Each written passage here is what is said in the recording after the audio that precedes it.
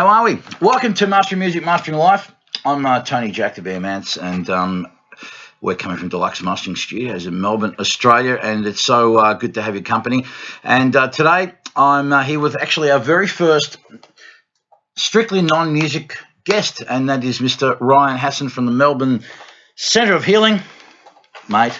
Jack the Bear, good to be here, mate. Good to see you, mate. Thanks for having me. It's a pleasure to have you, buddy. And Ryan, for those of you who don't know, is part of our mental health summit happening in 2 weeks from now at the Croxton Park front room. So Ryan will be along to share his pearls of wisdom, and we just thought we'd get him in today because I wanted, for those of you who are coming down, we just wanted to give you guys a little bit of an insight as to who Ryan is and a bit of his background and what he's got to offer, because I think in a short period of time I got to know Ryan. He is a guy that knows his stuff and has been through the fire, and I think there's always a lot of value when you're dealing with people when they've actually experienced shit for real and firsthand when they're trying to help others in their work. So anyway, Ryan, welcome again to the podcast. Thanks, mate. Good to have you. Good to be here. So anyway, mate, why don't you tell people in a nutshell just a little bit about you and the Melbourne Centre of Healing, and just a little backstory, just so we can absolutely set things up. Yeah, absolutely. So I run a business called the Melbourne Centre of Healing. We're an outpatient rehab for addictions and mental illness. We're based out in Cheltenham, out near Melbourne. So we see all types of addictions, substance, behavioural, the whole shoot and match, all types of mental illness, depression, anxiety, bipolar, whatever label you want to put on it. It's our philosophy to get to the root cause of these issues, which generally always comes back to that emotional pain piece and addressing emotional traumas from people's past and people's childhood. The reason I got into that field, I actually used to be a tradesman, funnily enough. I was an air conditioning mechanic for 11 years. What got me into this field was that I struggled with my own addiction myself. So it would have been roughly about 3 years ago, maybe now, around this time, that I was sitting in a jail cell. I was looking up at a blank white wall by myself in this concrete cell. I was withdrawing from ice and GHB, which are drugs that I took every single day in quite high amounts. I remember looking at that white wall, thinking to myself, Jesus Christ, how the hell did I end up here? I was in a really, really low point back then. I was an everyday user. I was dealing to support my habit, which is what landed me in jail. I was only in there in remand for a few nights, luckily enough, but not too long after that, I was able to turn my life around. I was able to actually, it was quite a chance encounter. Melissa, who I now run the Melbourne Centre of Healing with, I was an old acquaintance of hers. We quite synchronously met up, and I went and saw her for a session one day. I walked into her office. Geez, I hadn't seen her for maybe a year or two when I was 13, 14 kilos lighter than when she'd seen me last. And she admitted later to be going, oh, God, what happened to this guy? And basically I spent 3 hours in her office, and I walked in a drug addict and I walked out knowing I never need to use drugs again. And the time that I spent with her in that session, we spent maybe 2 or 3 minutes talking actually about drugs themselves. We just went back into my past, worked a lot around certain beliefs I had about myself and certain emotional traumas that I was still holding on to throughout my life. So from that point, two of the biggest ones for me, my blocks, which I uncovered early on, was one that I couldn't be vulnerable. So this is a belief that a lot of people have in general, mainly guys though, here in this country. It's that belief that I can't let anybody see me struggle. Right. Yeah. I was always a very anxious kid growing up. I had loving parents, middle class upbringing out in the eastern suburbs, always had this high anxiety and this refusal to let negative emotions come into my life. I just blocked them at every opportunity. Yeah. So I internalized a lot of those negative emotions, a lot of that anxiety, and it manifested throughout my life in overusing alcohol, overusing gambling, overusing working out, a supposedly healthy addiction, but doing everything just to the extreme, because I felt like I had this void in me that I was always trying to fill. And I was always looking externally to fill that void. I don't know where it came from. I don't know if everyone else had it, but I was always trying to fill it up. So when I uncovered that, even though I had been internally struggling my whole life, I hadn't let anyone see that, not my family, my close friends, not my ex-wife, anything like that. And so in 2014, after a marriage breakdown, all that stuff came to the surface. So I was able to uncover and shift that belief about being vulnerable. I was able to actually cry for the first time in 10 or 15 years. At the time, I bottled things up so much. And it was like, I always liken it to like, when, one of the fire hydrants out the front get knocked off and it spurts up in the air and all the kids are playing under it. Yeah. It was like that. The waterworks just started and all these emotions that I've been suppressing started coming out. From that point, I was able to uncover as well that on a very deep level, a subconscious level, I didn't love myself. And I never had as long as I could remember. Yeah. So when I was able to shift that. So can you explain that? Because when sometimes when I speak to people around the self-love topic, people usually cringe, because it seems like it's kind of corny, or other people kind of look at it in the context of, he loves himself, he's arrogant, he's up himself. So can you just kind of like when you talk about self-love, how do you define it, and what are the things that? Because I think a lot of people struggle with the concept and really don't fully get it. I mean, I'm still working on it myself. Yeah, I mean, but I know exactly where you're coming from, because there's a lot of that hashtag self-love on Instagram. I'll go in front of the mirror each day and go, I'm a beautiful person, I love myself, right? Yeah. That's not what I'm talking about. I'm talking about a very, very deep level of love for yourself, where it's not just love, but you accept yourself for who you are. Yeah. So because I never accepted myself for who I was and didn't have that love, I was on a constant mission to escape from being with me. Okay, that's what I'm talking about. So that's what I'm talking my whole life, looking for all these external things, because if I was with myself without any external stimulus for more than a minute or two, I just needed to get away from it, and I didn't know why. Yeah. So that's what I'm talking about. So when I was able to go back and find out where that originated for me an event when I was 4 years old, and I was able to shift that and actually release the emotion around it, that's when something very magical happened. And this is the moment that I knew I didn't need to use drugs anymore, because everything's sort of, I'm imagining I'm in a room, I'm sort of lying on a couch thing. Everything went quiet in the room. Melissa's there. I had my eyes shut. And it went quiet for I'm not even sure how long. I can't remember. Yeah. But she said to me, what's happening now? And I said to her, I'm completely and utterly 100% with myself, and there's nowhere else I'd rather be. Yeah. And I'm getting goosebumps talking about it right now, and then tears of just gratitude came out. So it was the first time. It's not this whole, self-love, I'm doing things for myself, I'm going to get pampered. This is a deep subconscious thing. I now accept myself for who I am as a human. Yeah. And it was that moment that I knew I didn't need to look externally for any validation or stimulus anymore. Yeah.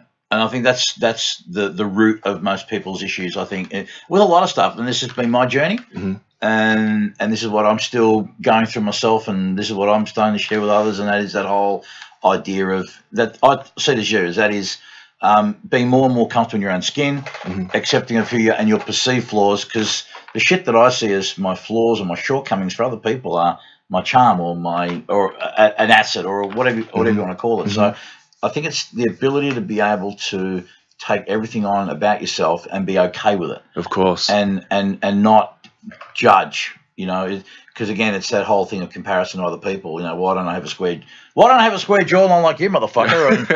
And an 8-pack and all this sort of stuff. But I think that's the thing, and we're not encouraged to look at that, because we're conditioned, and marketing and all that is about, because everything starts from a premise of you're fucked. Yeah. You're just not. You're not enough the way you are. So, and this is what you need to be, or this is what you need to have. This is what you need to own in order for you to be one of the cool kids, or part of society's mainstream that is okay to be around and whatnot. So and you're right, that internal critic, that internal judge that we have can be so brutal. I always tell people, I'm like, man, if you started talking to people the way you talk to yourself, you're going to get punched a lot. And it comes from just this inner state of not feeling worthy. And I talk about emotions a lot, and I talk about emotions in terms of positive and negative, and I use that because it's easy to understand. But really, our emotions aren't positive or negative. They just all are feedback for us. Yeah. And we get in that state when we judge ourselves the most is when we're feeling those lower emotions. When we're feeling sad, or we're feeling angry, or we're feeling guilty, that's when we start to really beat ourselves up internally. So a big part of that process, and a lot of the stuff we teach people, is how to actually still love yourself, or you can use the term accept yourself if the whole love thing's a bit funny, but accept yourself when you're in those states. Yeah, absolutely. Yeah. So what do you think is the biggest misconception around addiction and mental health?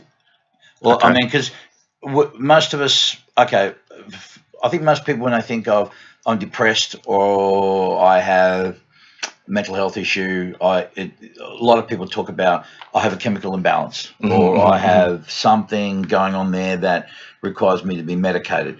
And in terms of addiction, particularly if you want to talk about, whether it's heroin or ice or whatever, it's just about the drug and about, hey, I haven't smoked, I haven't had a pipe for fucking how many days. I'm strung out. I need this to physically, psychologically get to where I need to get to, whether it's get high or get on an even keel. Yeah. You've hit the two that I was going to bring up on the head, both of them. So the biggest one when it comes to mental illness, the biggest misconception is it's a chemical imbalance in the brain. We've been sold that for a long time because it's a very, very neat fit.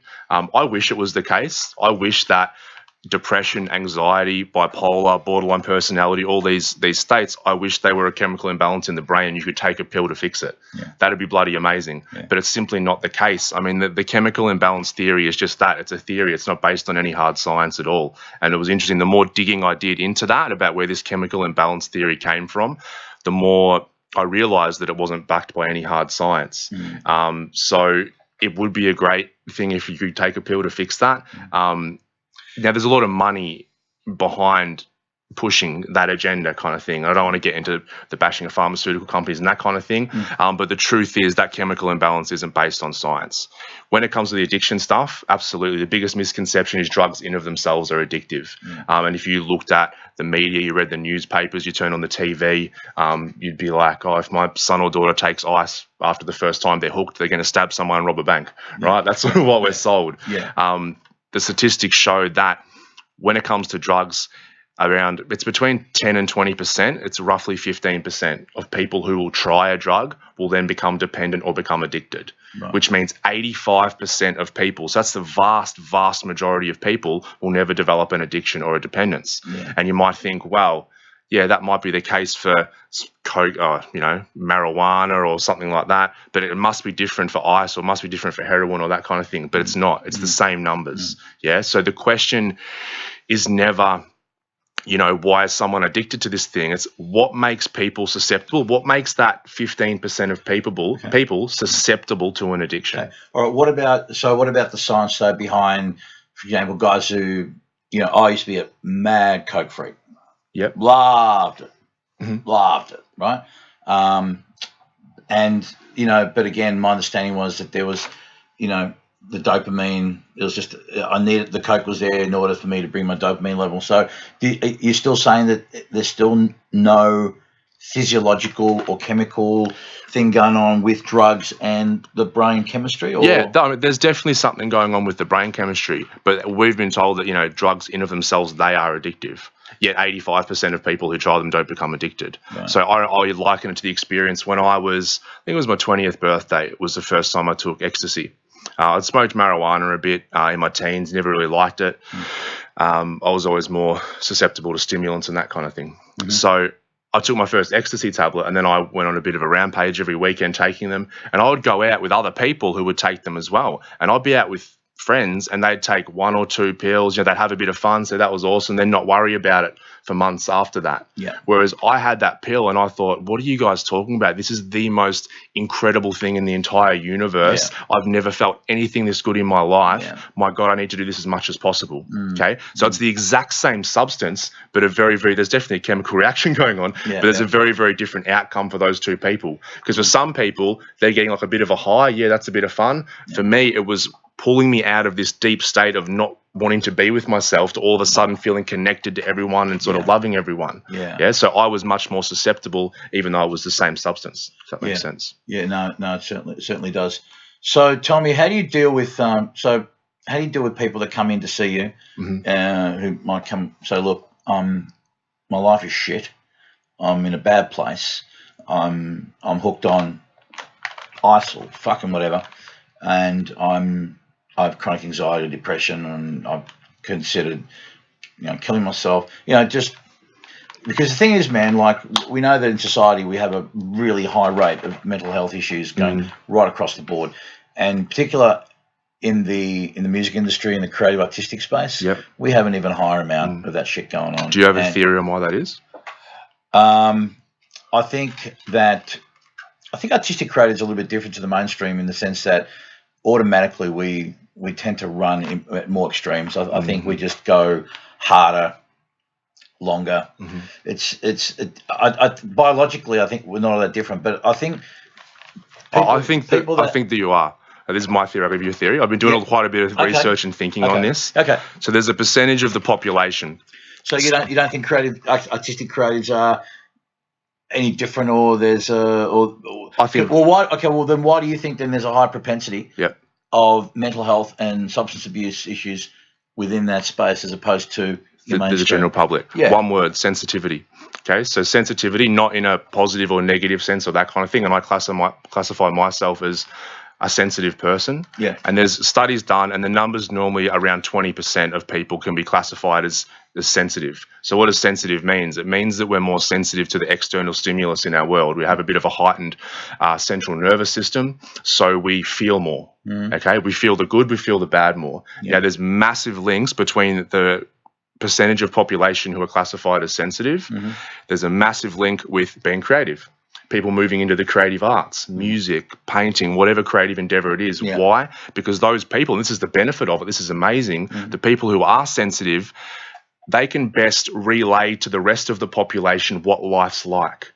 Right. Yeah, because they're so much more tapped in to the external world. They're able to be like the bridge between the external world and the rest of the population, which is bloody amazing. Yeah.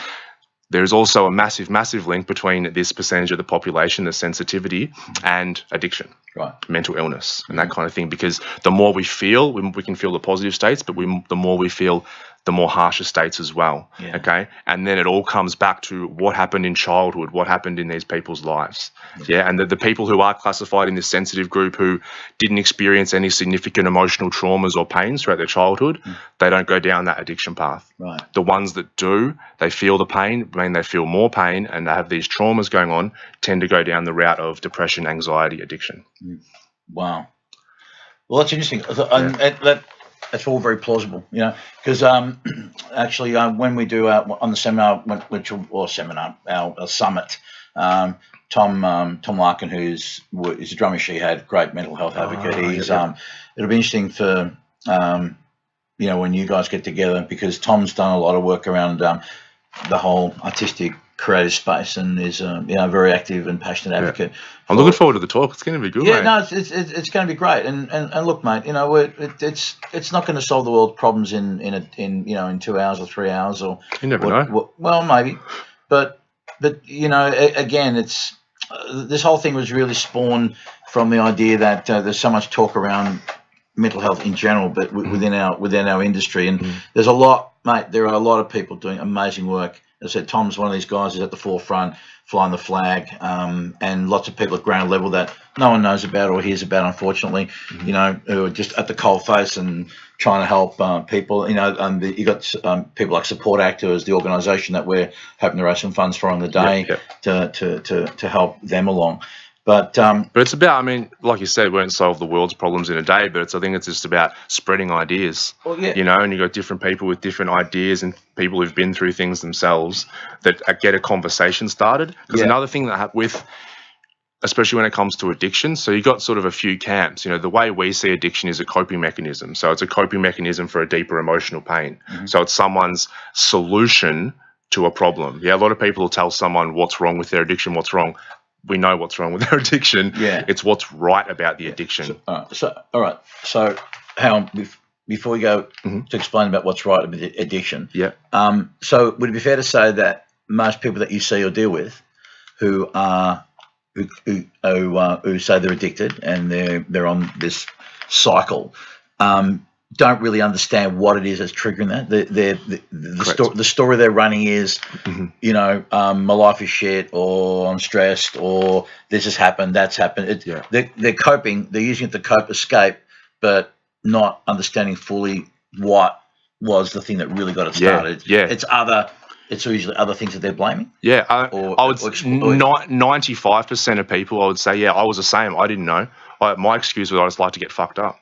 Meanwhile, I'm shutting out my close friends and family, dealing drugs and getting arrested, 5% probably that come through our doors have an inkling. They might have had a sexual trauma, a physical trauma, something big in their childhood that they know is there and needs to be addressed, and they know that's what's led them down the path of an addiction or a mental illness. But yeah, 95% could have a rough idea. A lot of people come in and just say, I just like to party, but then as soon as I start talking about events from the past, emotional traumas, not being vulnerable, certain things happening in childhood, I can physically see them sort of connecting dots in their head and thinking about certain events from their life as well. So I would say 95%, don't know that real emotional pain or what's going on. I didn't know that at the time. Wow. Yeah. That's amazing. So how do you start off the process when people come and see you? So you go back to this event, or what's the process when someone says, listen, I want to do the outpatient program? What's we take people back. It's a holistic, all natural program. The backbone of it is our therapy, which is taking people back to the events in their life on a subconscious level and actually process the emotion behind the event, because emotions are an energy, emotion, energy, and motion. So they're like the language of the body, the thoughts are the language of the mind, emotions are the language of the body. And so when an event happens and it's highly emotional, this feeling comes up when it's like fear, it's in the stomach. Sadness in the heart, anger in the hands, really physical sensation.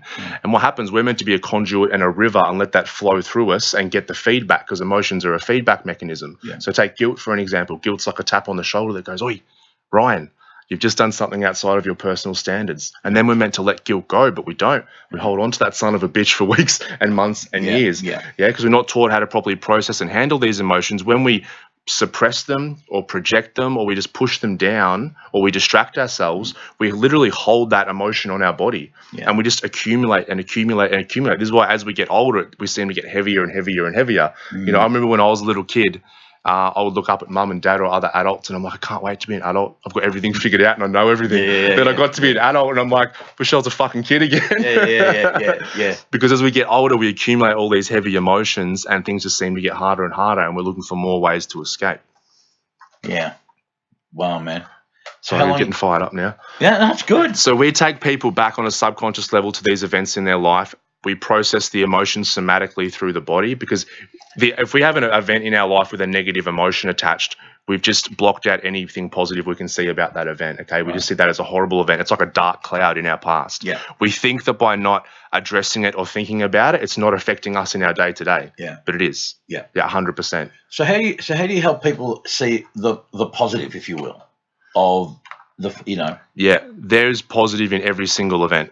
Okay, no matter how horrible we think an event might be, if you can process the emotion around it and start to see it clearly, because that's a lot of what people will do, kind of, if you go back and thinking about an event and just talk about it and try and reframe without actually processing the emotion physically, it's like your head's going one way, your body's going the other way. So you're not going to move forward going that way. But if you actually get your emotion processed, so you've let go of whether it's an anger or a fear or a guilt, whatever it is, then you can start to see an event a lot more clearly. And we have clients find positives in like sexual trauma, like things you think you couldn't possibly find positives in. We've had people tune into the perpetrator of that and be able to get some sort of understanding as to why they did that, and someone must be in so much pain to do that, right? So then this person can actually start to have some sort of understanding and sometimes even gratitude, as crazy as that sounds, for such a horrific, horrible event that shouldn't have happened. I mean, I've heard one story of a woman who was in that sexually traumatized situation as a young woman, but the positive of that, after she processed all that, it came where she then started becoming someone helping others in that space, and she started, it's pretty much almost like become this global thing now of supporting, women in particular, but men and women, but with a woman's focus anyway. And she couldn't be doing that unless she went through that event. And it sucks sometimes in life, man, that we, like we all want things to go smooth, and ideally it's great if things can go well, but it's all cliche, people talk about, well, the value in the valley of, when you're in the dip and when you're in the darkness and when you're in the shithole where the good stuff comes. And when you're in it, you can't see for what it is. But again, as I tell people, I have a PhD in hindsight. And it's only when I can look back on stuff where it's been in those really fucked up moments or shitty events or just horrible places that I really want to be in that were the seeds to better things to come out. The seeds of that. And growth. it's counterintuitive. It just doesn't make sense, and it defies logic. But again, looking back on it without the emotion and just looking at, and that's the other thing too, man. As I'm learning, is that when an event happens in our life, we again the story we put around it is going to create the experience that we have. Of course. And then there's the physiological aspect of it. It's perception's everything. I mean, none of us are perceiving reality as it is. We've just got our own interpretation of it. Yeah. And that happens with every event. You know, that's why two people can walk into the same room and just see a completely different scene. You know, you can get two people walk into a cafe and one person's like, oh, there's a dodgy cafe, all these weird people. The other person's like, oh, this place is awesome. Everyone seems great, because you're both filtering it through your own past experiences and your own suppressed emotions to an extent. Yeah, that's so true. Yeah. Actually, you gave us a really good exercise. I went to your information night a few weeks back, and you made us. Not made us. Yes, you did. You did. You forced it on us, right? Which one's this? No, but it was very profound for me, dude. And that was the one I know the one. Where you asked us to. I do force this one. It's good. You know, but it's interesting, because when you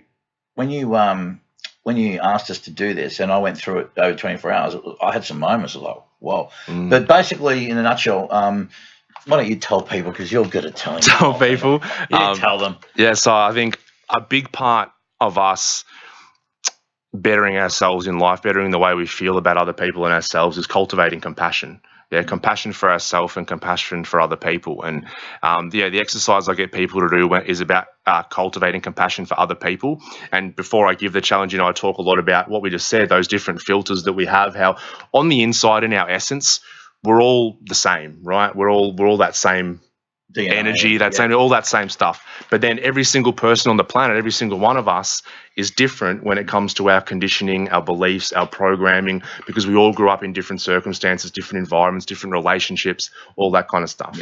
Yeah. So knowing that we're all the same, yet we're all completely unique, the exercise for compassion is a 24-hour challenge. So for the next 24 hours, every single person that you walk past, whether it's a friend or a family member you're talking to, whether it's the checkout person at Coles, whether it's someone you walk past in the street, it's a matter of simply connecting with that person in the eyes just for a moment. And then all you have to do is say one sentence to yourself after you connect with them. And that's simply me living a different life. Yeah, that is simply me living a different life. And that's why I can walk down the street, and if I can see someone homeless begging for money or food, and I can look at them and say, that's simply me living a different life, because I know that if I was born into their circumstances, their environment, their relationships, everything that happened to them, I know I would be sitting there begging for money or food as well. Yeah. And in that way, I can have compassion for every human being I come in contact with. And I know people who do that strictly for 24 hours, they don't want to stop. No, but and I agree. And it's certainly, as I said, I had some profound moments doing it, and it's certainly given me a different way of looking at things. I'm still working on it, mate. I still so am I. I still have my moments with it, but it's interesting when you actually really seriously take a moment and reflect on that aspect and just go, you know what, it's that whole, and it all sounds all very fucking hippie and whatnot, I'm you, but there is, I think there's a truth in that. At the end of the day, like you said, there's that whole thing to the core. We're all same. Again, if people are really honest and open about who they are and what they're about, we're all very similar in many respects. Yeah, there's different culture, there's different ways of being brought up. There's lots of aspects that make you who you are. But it's like that analogy you gave of the whole onion, of like the core of the onion is the same, just the layers of the onion, and that's what creates that perception, I guess, that we have. Absolutely. And I think also in terms of us, and again, this term gets bandied around a lot, and sometimes it's almost becomes cliche. But the whole thing about authenticity, and it's the same kind of thing. It's like, in order for us to become our authentic self, it's the process too of releasing your layers of bullshit. I'm 100%. That's what it is. Yeah. Yeah, there's this really cool analogy, actually, and this is to do with the music scene as well, because obviously people up performing in front of a crowd. This is something I'm trying to deal with at the minute as well, doing a lot more of this kind of stuff and doing talks in front of people. We can actually get addicted to the persona that we're putting out to the world, because there's always this gap. There's this gap between who we show to the world and who we really are. And I think life's a lot about trying to close that gap. The more we can close the gap, the more authentic we can be. And like you said, it's about processing all of our shit that we've got. So you've got this person you put out to the world. I can go and speak in front of a crowd and go, yeah, they liked it, fantastic. But then if I want to find out who I really am, that's when I have to go home and sit by myself with no external stimulus, no noise, close my eyes and wait. Yeah. Yeah. And after a while, I'll feel something. Yeah. That's who I really am. Yeah. And if that's guilt, shame, anger, fear, sadness, hurt, then I think it's our mission to try and process that shit so we can show up more authentic. Yeah. Because then, like I said, I think we can get addicted to being that person that we show to the world. Yeah. And if that's not authentic, then we can run into troubles. Because that's what I used to do, that whole non-vulnerability thing. Yeah. I was the guy who'd walk around. I was happy to give everyone advice. My mates, I'm like, can I help you? What's happening with your relationship? What can we talk about here? And I would always, anytime anyone asked me, I'm like, I'm fine. Yeah. And I'm like, I'll deal with my shit later. Yeah. Then later would come and I'd sit by myself for 2 minutes and go, oh, I fucking hate this. Yeah. And bang, it was gambling, it was drinking, it was drugs, just distract myself quickly. Yeah. I know I've had my moments too in the past where always been the guy that could give and considered to be some fucking wise or knowing person, but deep down realizing I'm full of shit. I can't I can't do this for myself, and I'm good at dispensing it, but I think that's true. It's the hardest advice to take ourselves, isn't it? For all of us, and yet if we could all, like I said before, if we spoke to others and treated others like we treat ourselves sometimes when we're getting into really self-critical mode and beating ourselves up and overthinking and overanalyzing, we'd get a lot of punches in the fucking face. And the thing is, we all do it to varying degrees, but we've all got our pain. We all suffer in certain ways. I mean, that's part of being human. But we don't like to show that to people. We just like to show our, Valencia filtered Instagram pictures, and that's our life. What do you think of the role of social media and how it's? Do you think that's exacerbated the whole mental health, or or how people, or people how they treat self-esteem and themselves? It's not helping. Yeah, I don't know how detrimental it is. I use it every day, so I can't be a hypocrite, but it's not helping. That there's Facebook, Instagram, YouTube, all these things, they're set up specifically to play on that brain chemistry. So, we spoke about dopamine or whatever before. That's exactly what Facebook does. That's why they do notifications. That's why you get alerts. It's because our brain wants to go and check that off real quickly. Yeah. And then we get caught up scrolling. So, it's like they're set up to connect the world, but we've never been so disconnected. Oh no, most definitely. And I think that's the irony of it all, isn't it? That people now it's less common to have actual conversations. So many people now texting. I've had people in here, one side of the couch and the other side, having conversation with each other. Like I thought they're taking the piss, and it wasn't like it's too loud in here, I can't hear. But literally like 3 meters apart, whatever. I think, and that's the negative. I think the positive is it can be a great platform for change because now ideas can spread really, really fast. Yeah, definitely. So that's the flip side of it. Like everything, there's both sides of the one coin. But it's definitely not helping. Yeah. So tell me what role, I read somewhere a little while ago, and I thought it was interesting. And I'm keen to hear what you think about it. Someone wrote that 70% of depression is mainly dealing in the depression. 70% depression can be pretty much sorted or managed, I think he said, by basically good diet, exercise regime, sleep pattern. Okay. I'd have to see the study that he's getting that 70% from. Yep.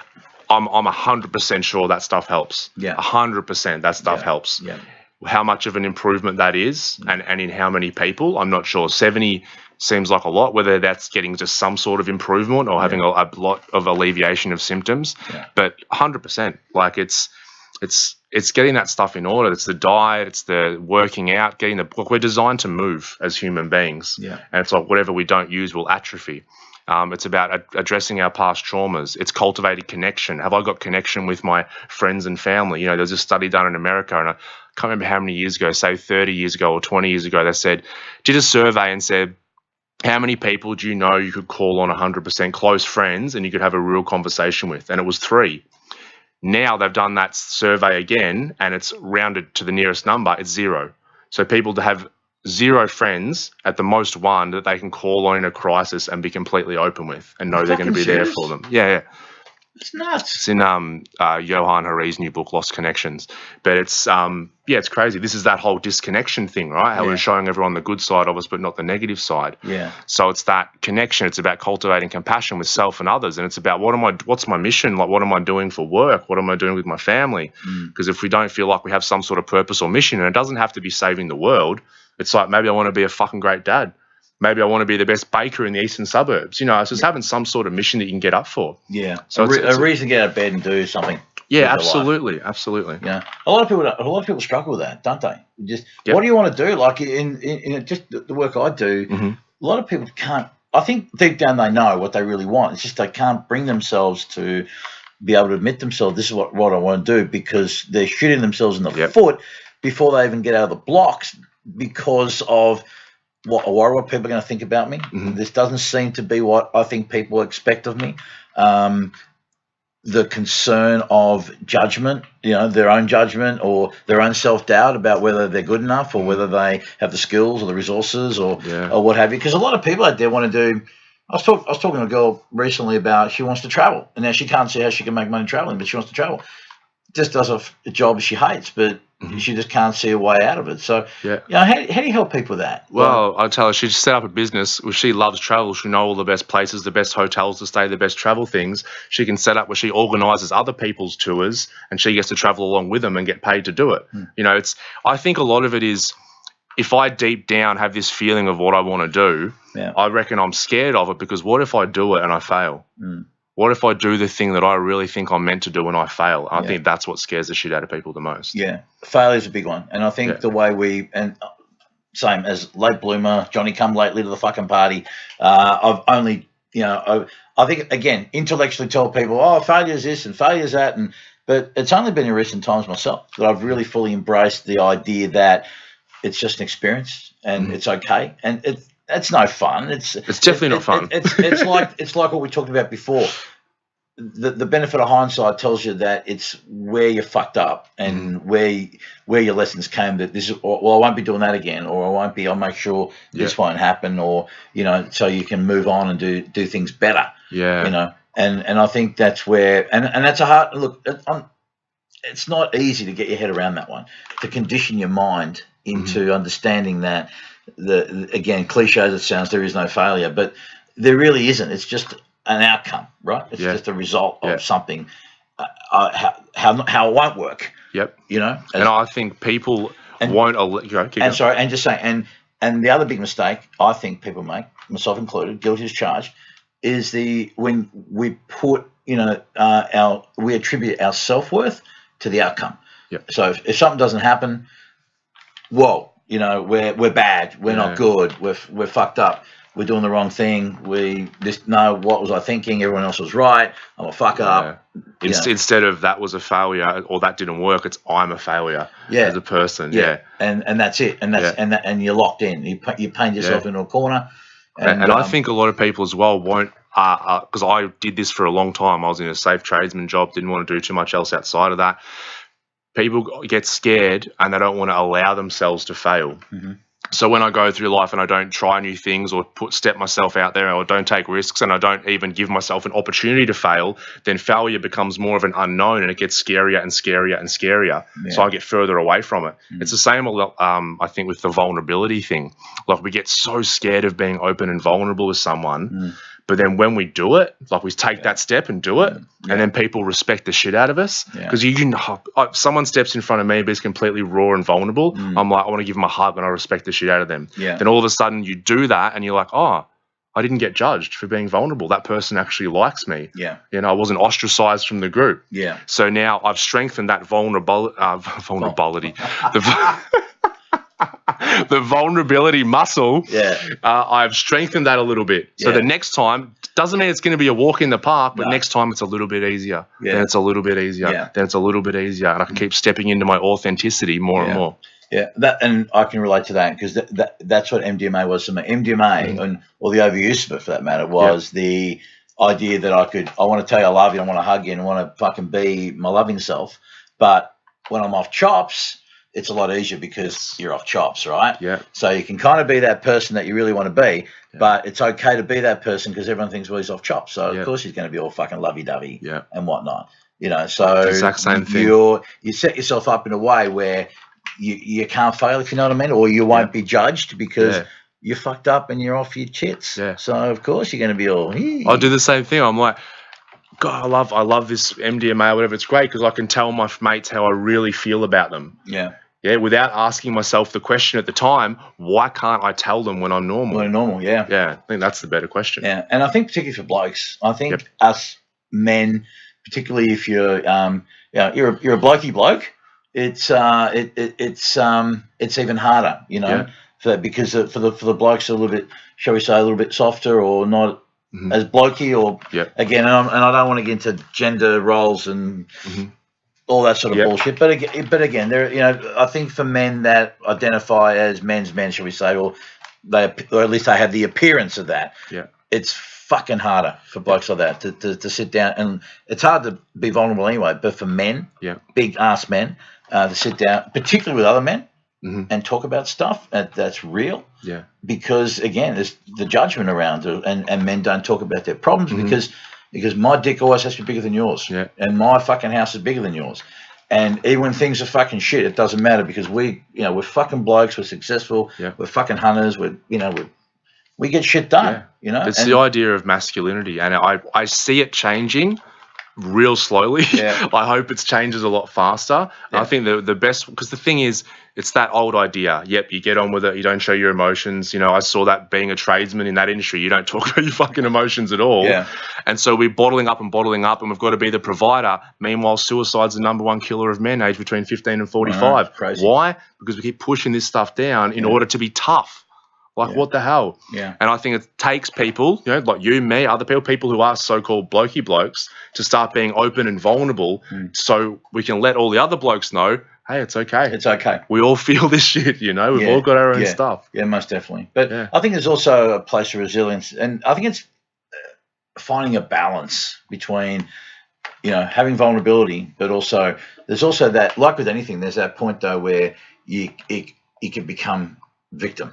Too much, if you will, of you know, being vulnerable is great and sharing the script, but I think sometimes you can get that point where it gets just overdone. I think sometimes as well. I think that's you going from saying I'm feeling this, to all of a sudden saying, look what's happened to me. Look at all the stuff look what he's done to me and she's done to me, and you know.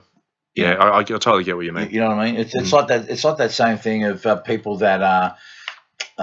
Who consider themselves to be altruistic, sometimes actually can become self-righteous in the sense of, I'm a nice bloke, you know, and I'm going to fucking help. So I'm going to go out there, I'm going to help, I'm going to do this, I'm going to do this because I'm a nice bloke.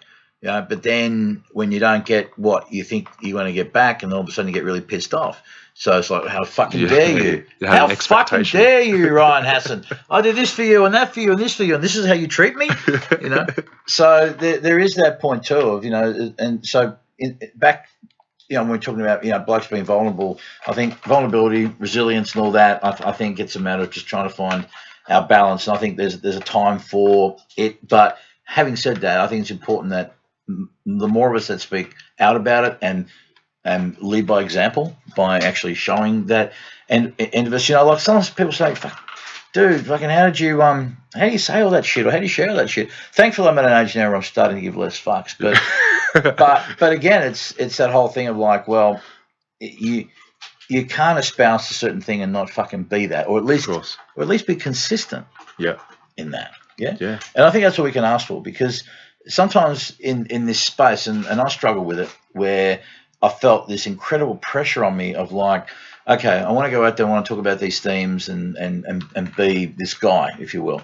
But my past or my indiscretions or whatever wouldn't allow me to do that. So this fucking thing of like, oh, I've really got to fucking overcompensate here. And I realized that's not the case at all, actually. You know, I've sort of got there now and hit that point. And I realized, actually, you know what? It's okay being fucked up and flawed. It's okay to be honest about your shit. Share your shit and not wallow in it, but at least be okay with it. And then moving forward, all you can do is, it's fine to espouse all this stuff, but at least attempt to be consistent and congruent, and knowing that some days are better than others, and some days you're going to fuck up, and some days it's not going to work the way you hope it's going to work out. But that's okay too, you know, because again, people that are either like yourself, counselors or mentors or people that work in that space of trying to help, sometimes there is this artificial expectation like that. You know, people either put you on a pedestal or you put yourself on this feeling like you're on people put you there, and you put this added pressure on yourself that you got to do, think, act a certain way, and it's just not sustainable. No, it's not, because then you're trying to live up to that outside ideal again. You're not just coming from you, you know. It's that you're trying to be perfect.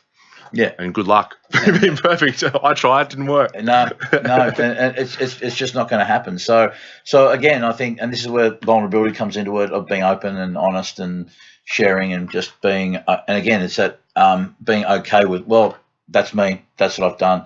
And as I say to people, you know, just because you're fucked up, it doesn't make you one. Exactly. Yeah, 100%. 100%. Yeah, I mean, people often ask me, they're like, "Oh, so what do you regret the most out of that time as a drug addict?" I'm like, nothing. Yeah. Nothing at all. Yeah. I mean, God, but we tend to want to beat ourselves over the head with our past, and it's like, how long do you have to do that for? For the rest of your life? Yeah. I mean, God, everything that's happened in the past has led you to be where you are today, and I'm like, God, don't beat yourself over the head with it. Yeah. Take the lessons and move on with it. Yeah, most definitely. So just to sort of not to summarize, but just for some clarity. So you think that irrespective of where you come from, wherever you are in life right now, until you get to that event or that point of your life where a trauma happened or just some event that set you off. It started a subconscious program. Yeah. Yep. No? Yep. So that really is everything. So irrespective of how much you hydrate or train or practice mindfulness or do all those other things that are part of a good, healthy lifestyle, if you will, are good and valid and have their place. However, they're not going to set you on a path of being healed, if you will, or at least having come to terms with whatever that is. I think those things are great, but I see them as maintenance. Yeah, they're maintenance things that you want to keep doing. You want to keep doing your practice. But to summarize, when it comes to a mental illness or addiction, I believe there's 3 steps you have to take. The first one is to address the past emotional traumas from your life. Find out what subconscious programs you're running from childhood and start to change those. So address your trauma. Just before you, sorry to cut you off, but that's right. What about the aspect of you got to be ready? How do you know when someone's ready? Because you can't do any of this shit right until you absolutely feel or do you feel you have to hit rock bottom, or do you feel like it's just a point of, is it that, or is it a case of someone has to actually be ready to fucking face the demons, if you will? Yeah, I think they have to be ready. Like, rock bottom's a funny term. I believe there's not just one singular rock bottom we have. We'll have a series of rock bottoms. Every one of them's a chance for us to wake up and change our life. Yeah. And if we don't get that message, then we're going to have another one. It might be a few weeks or a few months down the track, and it's going to be bigger. Yeah. If we don't get the picture there, it'll go again. I had about a dozen of them, and they kept getting progressively worse. Yeah. And finally, I'm like, fuck, all right, I'll do it. So anyway, just going back to those 3 steps you're talking about. So yes. Let's just address past emotional traumas, the things that we haven't handled, that we haven't processed from our life, from our childhood. Okay, so important. Second step, connections and compassion. So cultivating compassion in your life for yourself and others, like we've spoken about, and also connections. Who are the connections you have in your life? Whether it's your family, your friends, or making new connections, we need to feel connected. We're social creatures. Yeah. When we aren't connected, we feel isolated and bad shit starts to happen. Yeah. So compassion and connection. And the last step's finding our mission, finding some sort of purpose. And like I said, that can be being a great dad. It can be the best baker in Baronia. It can be changing the world. Okay. Yeah. But find something outside of yourself, maybe outside of your job, you're doing some volunteering, but find something outside of yourself where you can start to give back to other people. Yeah. I think the finding thing outside of yourself is huge. And this is where I bring the examples of what is it that will have someone that is obese, overweight, won't even get off their ass to get a beer from the fridge, but will run around the fucking country because of, they lost someone to cancer or to some disease, and people all of a sudden who wouldn't do shit for themselves will step up and they will change their life or transform or go through the steps to do that, because it's that, and we all need that, mate. We all, and the big why of why you're doing what you're doing. We all need a why, and until we're really clear on it, that's not going to allow you to go through, especially when it's when shit goes sideways or when it's hard. Because when you're motivated and you're fucking fired up, it's all good. But what happens though when things go wrong, things go sideways, you have a setback, you have and because life is what it is. It's we all think of life as this linear journey, and we plan and we have all these good intentions and it all is good on paper and all that. But we all know that 95% of the time it doesn't go to fucking plan. No. and no matter how many contingencies we have in place, more often than not, it's not going to happen, or it's going to come from a place we just didn't expect at all. Completely fucking sideswipe us. But yet we got to be able to, think about, okay, well, why am I going to keep staying on track with this, or I'm going to continue on with this, or I'm not going to allow this, because again, it's got to, because we won't do it for ourselves, so we just won't. Yeah. Unless you're a Gary Vee, or there are some people who are just so. Yeah, but I mean, even Gary Vee's got his big why. Like, he's doing it for reasons outside of himself. He wants to change the way that sort of entrepreneurs and businesses run in the future to be more relationship and people minded. Whereas he comes across as aggressive and me. Deep down, he's actually seems like quite a caring guy. I haven't met him, but he definitely has a mission outside of himself. Yeah. But the mission. Finding that mission has to come after the addressing the past, because otherwise, like you said, when we're in those low moments, if I have a deep down belief in an emotion that I'm not worthy, then in those, when it gets tough, and it will get tough, life gets tough, then we won't be able to follow through with our mission. Then guess what happens when we don't follow through with our mission? We beat ourselves up more and beat ourselves up more, and it's just perpetuating cycle. What about this? I'll throw at you, and I can. The whole idea about the trauma and childhood event, but what about this idea of that we were all born as unconditional love because everything was done for us, so there's no issue. But when we get to that point in life and we have to start communicating with our parent or guardian, whoever's taking care of us, everything that was done for you, and you could do no wrong. Everything was okay because you're a cute little fucking baby. Yeah. But when your parents are able to start there's an understanding that you can communicate with each other, and then all of a sudden from Ryan, I'll change your nappy, I'll feed you at 3 o'clock in the morning, it doesn't fucking matter because you're a cute kid, to, okay, now you understand what's going on here. So if you don't shut up, you won't get this. If you don't say this, or if you don't, and all of a sudden from the unconditional love becomes conditional, and from who? Everything that matters in the world to us is our fucking parents. Yes. Because that's your whole entire world. Correct. Telling you this. Yeah. And so now our earliest memory of childhood for most of us is maybe 4 or 5. So, 3, 4, whatever. But the point being that by that earliest memory, your reference to unconditional love is gone to love, acceptance, validation, because all the messages you're getting from mum and dad are, well, if you want something, or you got to behave a certain way, and then that carries through. So, what about that as far as programming us? And because then we're also told we're not good enough. We do this, we do that, etc., etc. Yeah, it happens to every single one of us to a varying degree. It's when we learn language, we learn right from wrong. Okay, and we go from being that just unconditional love, that baby. We work out, if I do this, that's right. If I do that, that's wrong. If I do the right thing, I'll get rewarded. If I do the wrong thing, I'll get punished. Yeah. And you're a good boy for doing that, as opposed to. So that's the thing. We're not told that you're still a good boy. What you did was wrong. The behavior becomes who you become. That's what people say. I'm shit. I'm angry. I'm this. Rather than, no, you're just experiencing anger right now, or you're. Yeah. So that's. It's a balancing act of coming from unconditional love in all times, yet letting people know what behavior is and isn't right. I see it a lot when people have, like, the parents will come in and their son's an addict or something like that, and they're trying to work out how to even get him in for help or how to approach that situation. And a lot of it's just they don't quite understand that you can hate the behavior, but the person inside's still the same, and they need love. They just still need that attention. It's what they're craving the most. Yeah. And the whole tough love thing doesn't work generally. It can work if it's coming from unconditional love, but not if you're just trying to change that person because you're sick of it. Yeah. But even if it's coming from unconditional love, though, don't you think that until you're ready to receive it yourself, and you can't receive that until you feel you're worthy of it? Yep. Yeah, absolutely. Absolutely, yeah. A lot of people don't feel worthy of that love. You know, one thing that I've seen in the last few years doing what I'm doing, which gives me just amazing faith in human beings, is that I've seen people from all walks of life, the people who are, you would say, struggling, you know, the most in life, and a lot of people that have been cast aside by society, done a lot of jail time and that kind of thing. I'm yet to meet a person who just doesn't want to be loved and doesn't want to be free. I've not met a single bad person yet. Yeah, and that just gives me amazing faith in humans. Yeah, because we all just want to be loved at the end of the day, don't we? No, most definitely. Yeah. Most definitely.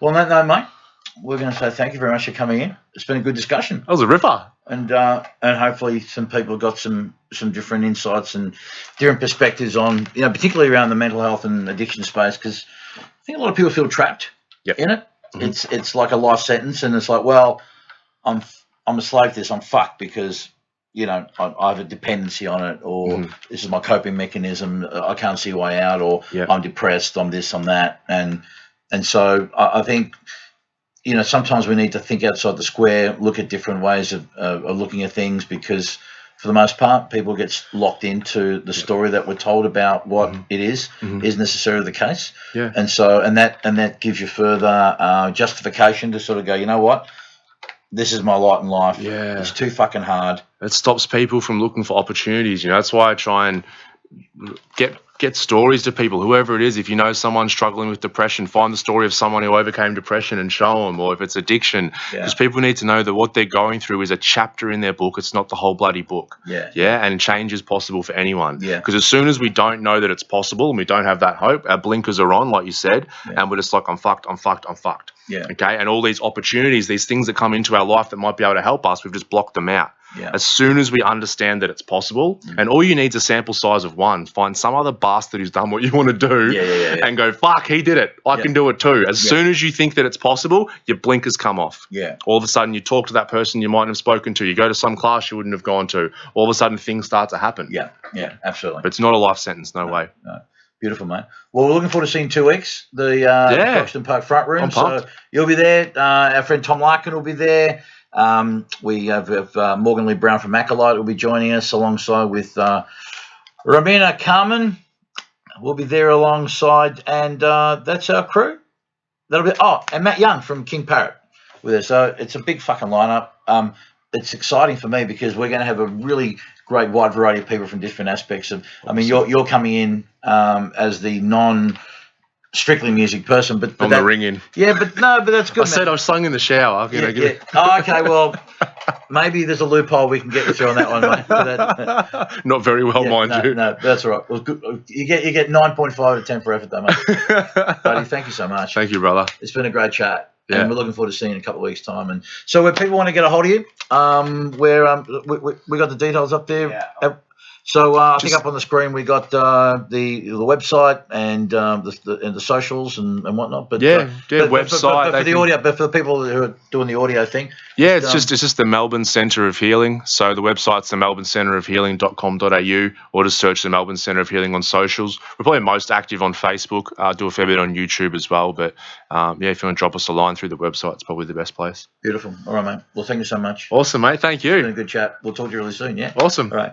Well, thank you very much, everyone, for watching and listening and taking part in the podcast tonight. So thank you so much. And we look forward to your company next week. And I think we've got Mike Gurrieri, DJ extraordinaire, a friend of mine, will be coming in next week, who rocks the city with all the jazz and hip-hop and shit that's kind of, different and cool. He's one of the cool kids. All right, well, thank you very much, everyone. Have yourselves a good night. And as always, say please be nice to each other, but more importantly, be nice to yourselves. I love you, fuck, and we'll see you next time. All right, see ya.